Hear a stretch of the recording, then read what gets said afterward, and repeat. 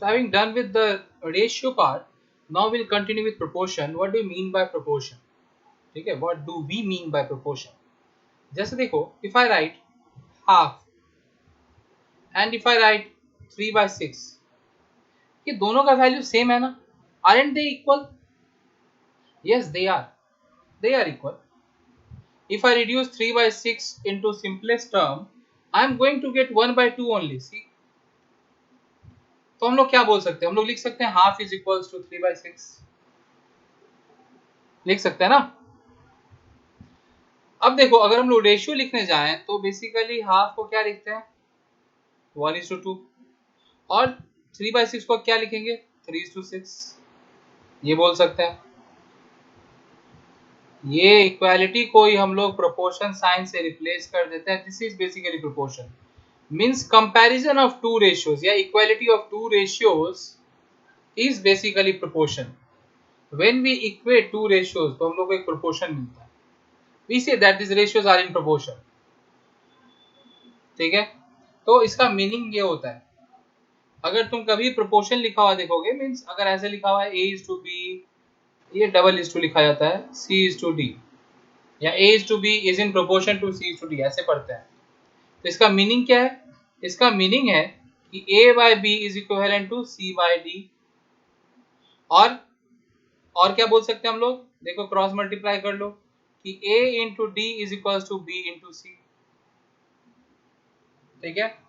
अब ये जो पहला और आखिरी जो टर्म है ना, ये A और D सबसे एंड में जो है, left most and right most, इनको बोलते हैं एक्सट्रीम्स. एकदम एक्सट्रीम में है ना, इसीलिए एक्सट्रीम्स.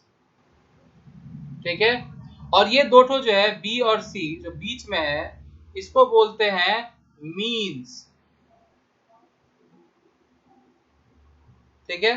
तो यहाँ पे हम लोग को रिलेशन क्या देखने को मिला है? देखो कि दोनों एक्सट्रीम का मल्टीप्लीकेशन, A और D का multiplication is equivalent to B और C का मल्टीप्लीकेशन, मतलब दोनों मीन का मल्टीप्लीकेशन. तो हम लोग क्या बोलते हैं? रिलेशन क्या होता है कि for any ratio, for any proportion, product of extremes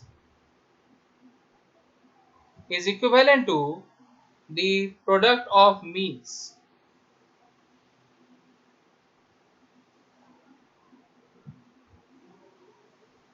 Product of extremes is equivalent to the product of means for any proportion. ठीक है. तो प्रोपोर्शन खुद क्या है ये भी तुम लोगों को पता चल गया कि बेसिकली अगर दो रेशियोज इक्वल है तो हम उसको ऐसे भी लिख सकते हैं और उसको हम ऐसे एज अ प्रोपोर्शन भी हम लोग डिफाइन कर सकते हैं, लिख सकते हैं. That is proportion. ठीक है.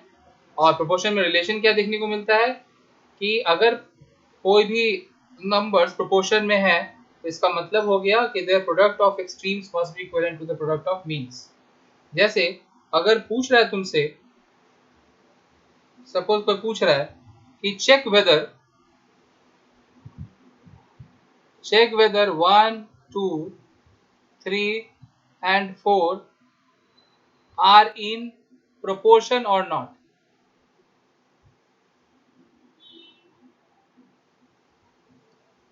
चेक वेदर, ये वेदर लिखना भूल गया, लिख लेना. Check whether 1, 2, 3, 4 are in proportion और नॉट, या कैन बी इन प्रोपोर्शन और. तो हम लोग कैसे चेक करेंगे? देखो, एक्सट्रीम्स ये दोनों मल्टीप्लाई करो, वैल्यू इज 4. मीन्स ये दोनों मल्टीप्लाई करो, कितना आ रहा है? 6. Are they equal? Are they equal? No, they are not equal. Cross क्यों किया? हम लिखना चाहिए था not equal.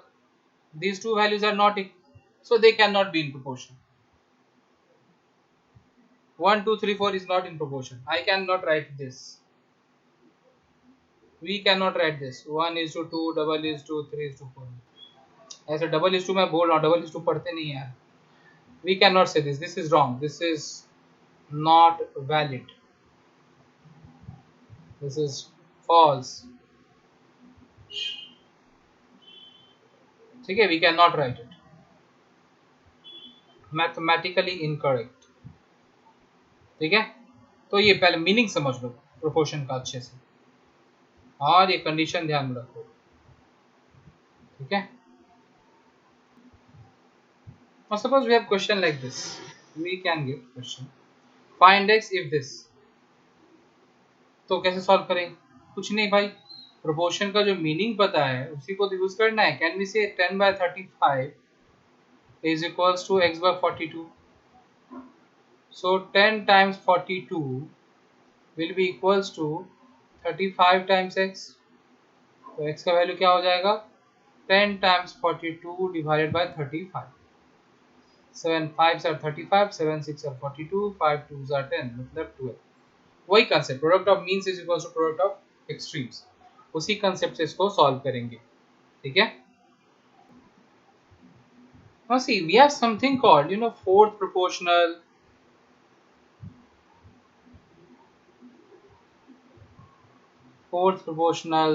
then third proportional, then mean proportional, ये सब चीज होता है। इसका मीनिंग क्या है हम लोग वो समझते हैं। देखो फोर्थ प्रोपोर्शनल का मतलब क्या हुआ कि if someone ask you find the fourth proportional to this, find the fourth proportional to this, ठीक है। तो इसका मतलब वो बोलना चाह रहा है कि basically 2:3 is in proportion to 4:x and I need to find this x. So you know how to find that. तो जब भी बोलेगा find the fourth proportional to this, तो इसका मतलब उन तीनों को ऐसे बैठाओ और चौथा वैल्यू को x ले लो, फोर्थ वैल्यू को x अज्यूम कर लो।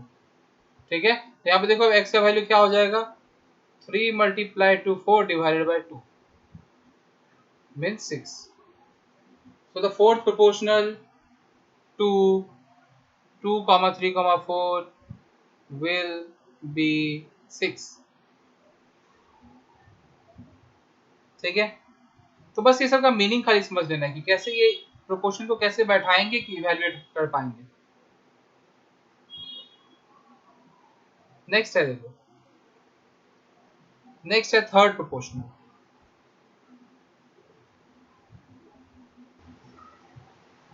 तो देखो अगर बोला ना कि थर्ड प्रोपोर्शनल, तो थर्ड प्रोपोर्शनल मतलब तो दो ही नंबर दिया हुआ है A and B. Suppose A and B is given and यहाँ थर्ड प्रोपोर्शनल क्या होगा ये हम लोग को फाइंड करना है।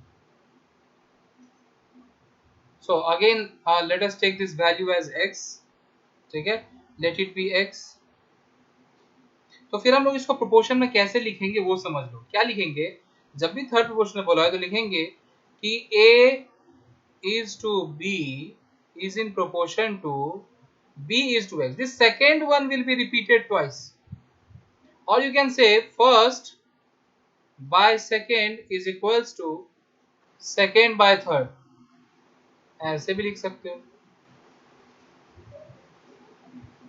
First by second is equivalent to second by third, ऐसे लिखना।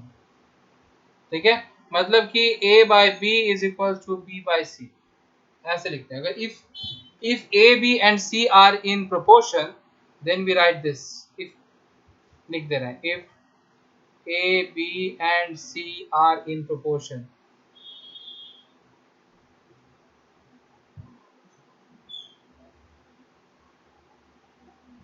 then we write like this।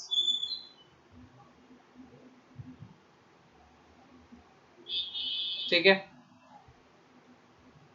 कि a by b is equal to b by c,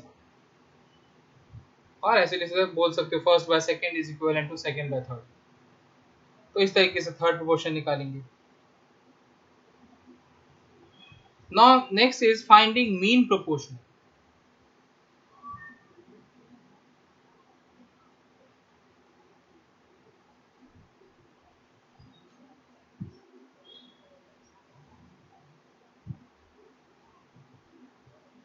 mean proportional, so if we have to find the mean proportion between a and c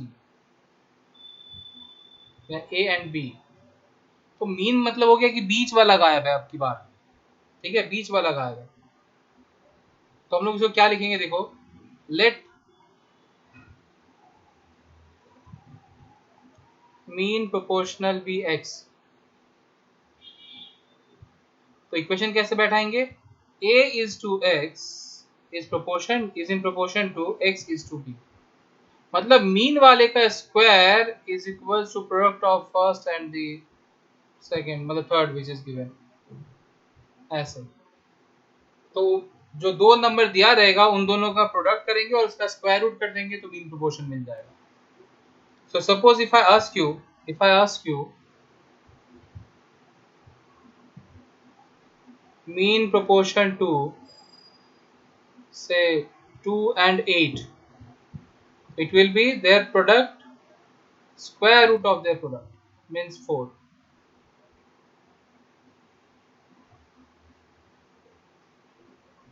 Okay, so this is how you find mean proportion. तो ये सब कुछ terms है, इसका meaning तुम लोगों को याद रखना होगा, ध्यान रखना होगा कि मीन प्रोपोर्शनल क्या होता है, थर्ड प्रोपोर्शनल क्या होता है, ठीक है, देन फोर्थ प्रोपोर्शनल क्या होता है. बस खाली याद रखना कि कैसे इसको प्रोपोर्शन में बैठाएंगे, बाकी तो कंसेप्ट वही है, कंसेप्ट तो सेम है. Okay, next we have continued proportion. So what do we mean by continued proportion? Suppose it says that A, B, C ये सब numbers दिया रहेगा, ये वैसे दिया हुआ है, ऐसे करके आगे भी हो सकता है, या फिर इतना ही दिया हुआ है कि R in continued proportion, R in continued proportion. तो इसका बेसिकली मीनिंग क्या है, कंटिन्यूड प्रोपोर्शन में होने का मीनिंग क्या है ये समझना जरूरी है. देखो इसका मीनिंग है कि A by B मतलब first by second is equals to second by third is equals to third by fourth is equals to fourth by fifth is equals to fifth by sixth and so on and so on. This is the meaning of being in continued proportion. अगर लिखा हुआ है कि A B C D are in मतलब A by B is equals to B by C is equals to C by D, ऐसे ये same चीज इधर जाएगा, ये इधर ये देखो सेम, ठीक है. This is the meaning of being in continued proportion.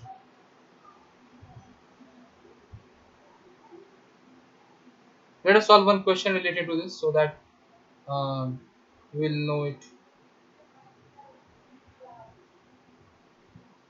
Suppose we have question like this: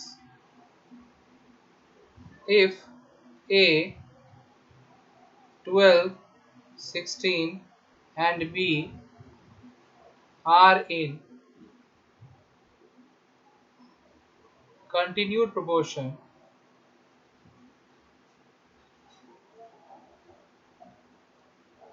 then find A and B.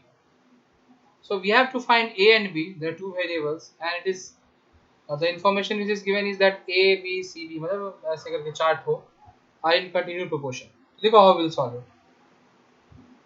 हम क्या बोले, इसका मीनिंग ये हुआ कि पहला वाला बाय दूसरा वाला is equals to second by third is equals to third by fourth, यही इसका मीनिंग है. कंटिन्यूड प्रोपोर्शन में होने का मीनिंग ही यही है. First by second is equals to second by third is equals to third by fourth and so on. So oh sorry, I have made a mistake here. I have written here 4. Actually I meant to say fourth, but the value of fourth is B, so we'll write here B. Okay, now see we need to evaluate A and B. We need to find the value of A and B. तो क्या करेंगे हम लोग, देखो पहले इस part को use कर लेते हैं कि A by 12 is equals to 12 by 16. From here we can find value of A, which is 9, and then we can use this again. 12 by 16 is also equivalent to 16 by B. So can we say 12B is equals to 16 times 16? Then B is equivalent to 16 multiplied to 16 divided by 12. So we are getting it in fraction. We are getting it as 64 by 3.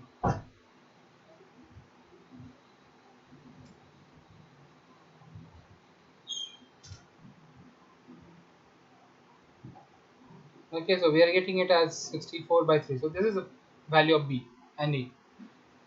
A is 9 and B is 64 by 3. Fractional value. तो ये है meaning continued proportion होने.